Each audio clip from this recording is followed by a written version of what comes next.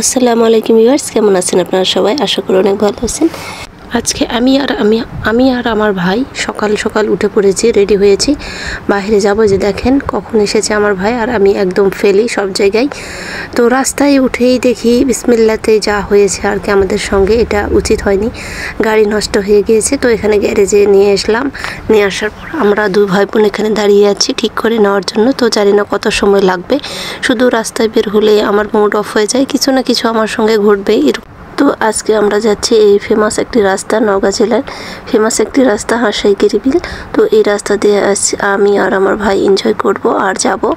তো যাচ্ছি মূলত একটা কাজে। তো জানি না, মাঝ রাস্তায় গিয়ে আমার ভাইয়ের তৃষ্ণা পেয়েছে, তো ভাবলাম ওকেও কিনে দিই, আমাদের দুজনেরই খাওয়া হয়ে যাবে। তো আমি নিয়েছি টাইগার, আমার ভাই কেন আমি বেশিরভাগ পছন্দ করি।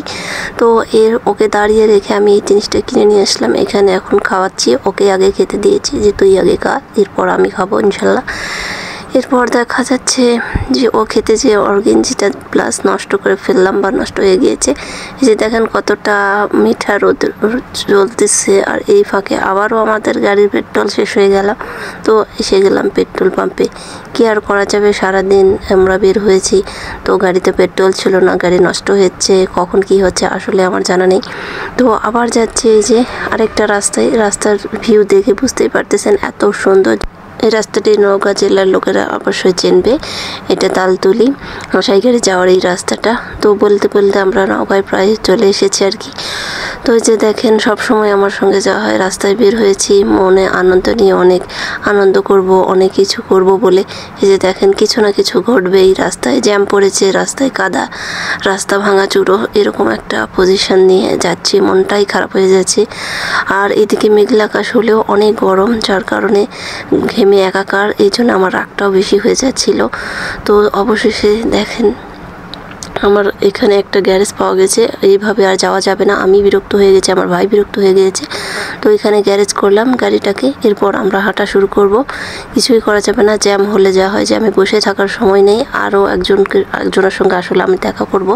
তো ওদের সঙ্গে দেখা করার জন্য আর কি আমার আরও বের হওয়া, তাড়াহুড়ো করে আসতেছি, তারা আমাদের জন্য অপেক্ষা করতেছে এক কথায়।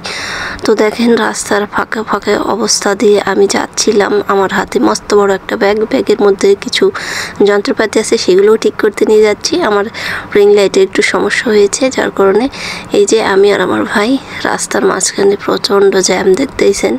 তো এখানে দাঁড়িয়ে থেকে থেকে আমরা তো ক্লান্ত, একদমই ক্লান্ত হয়ে গিয়েছে, আবারও আমার ক্ষুধা লেগে গেছে। যদিও আমি বাইরে আসলে আমার বেশিরভাগই ক্ষুধা লেগে যায়। তো আমার পছন্দনীয় একটা জিনিস দেখেছি, যেটা মাস্ক, আমি নিচ্ছিলাম, কয়েক রকমের মাস্ক নিব, প্লাস আম্মুদের জন্য নিব।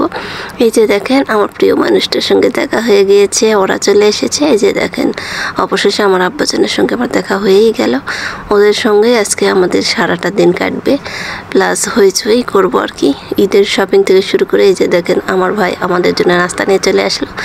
বড় বোন হয়ে গিয়ে একটা কাণ্ড বলেন তো, ছোট ভাই থেকে জিনিস খাই, তো কেমন একটা ব্যাপার। তো এখানে আমরা কেনাকাটা শেষ করে আরেকটা দোকানে চলে আসলাম, বাচ্চাদের প্লাস আমার অনেক কিছুই লাগবে। তো কেনাকাটা আসলে মেয়েদের শেষ হয় না, কিনতেছি এত কিছু কিনতেছি, তারপরেও কিছু না কিছু আমি ছাড়া ফেলবই, আমার এটা জন্মগত অভ্যেস বলতে পারেন। আমি তো মূলত সব জিনিসই ছাড়া ফেলি, একটা জিনিস নিতে গেলে আরেকটা পছন্দ হয়ে নিয়ে চলে আসলাম, অথচ দরকারি প্রয়োজনীয় জিনিসই ফেলে রেখে চলে আসি। এরপর আমরা বাসার উদ্দেশ্যে আবারও রওনা দিয়ে দিলাম, যদিও আমি সব জায়গার ভিডিও করি না। তারপর নওগাঁতে আবার একটা রাজবাড়ির চোখে পড়লো, তো এদিক দিয়ে আমরা যদিও যাওয়ার সময় গিয়েছি, তো এই একদমই অনেকদিন পরেই থাকতো একটা রাজপ্রাসাদে আমি চলে আসলাম। এখানে আমি ঘুরে ঘুরে দেখছিলাম, ভেঙে পড়ে শেষ হয়ে গিয়েছে। মাঝখানে এই যে দুপুলহাটি রাজবাড়ি ছিল, এটা নওগাঁ জেলার সবাই চিনবে, নওগাঁর পাশের লোকজন হলে এখানে চিনবে অবশ্যই, এখানে আমি অনেকবার এসেছি। তো এইখানে আমরা নেমে একটু জাস্ট জিরিয়ে নিচ্ছিলাম এই আর কি। তো এখানটাতে আমি অনেক কয়েকটা ছবি নিয়েছি, একটু জাস্ট ভিডিও করা ছিল, সেইটা করতেছিলাম। আর এত রোদ দেখেন, প্রচণ্ড রোদে তো আমার মাথা ঘুরাচ্ছিল। এদিকে 3টা বেজে গিয়েছে, এরপর কি আর করার, আবারও আমরা এখান থেকে বের হয়ে পড়লাম, চলে যাচ্ছি রাজবাড়ির প্রাসাদ থেকে আর কি বের হয়ে পড়লাম। এই যে আদর্শনীয় ছোটোবেলার একটা স্মৃতি এখানে আছে, এই আমাদের স্কুলে, এটা আমাদের হাই স্কুল লেভেল, এখানে আমি 5-6 বছর কাটিয়েছি, যেখানে অনেক স্মৃতি রয়েছে। এরকম যদিও সবার স্কুল লাইফে এনজয়িং দিনগুলো অবশ্যই আছে।